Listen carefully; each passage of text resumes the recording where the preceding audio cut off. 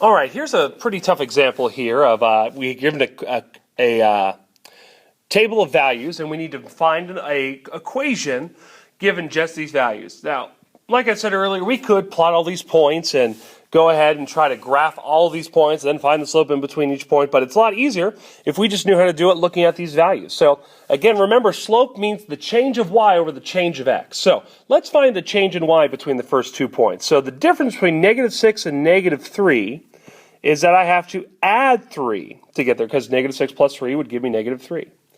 Now let's do the x on the other side. So to get from -3 to 0, I add 3. So it looks like, let's make my first slope. So I have to add 3, the change of y is plus 3, the change of x is plus 3. So I'm going to write 3 over 3 over here, so 3 over 3. Then to get from -3 to -1, we have to add 2.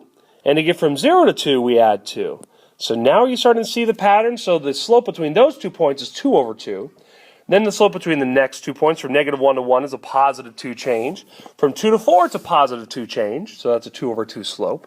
And then from 1 to 2, it is positive 1. From 4 to 5, it's positive 1. So even though they're all different slopes, I can reduce 3 over 3 to equal 1 over 1, 2 over 2 to equal 1 over 1, and of course 1 over 1 is already simplified. So even though the numbers are different, the slopes are all the same between the points. The slope is 1 over 1.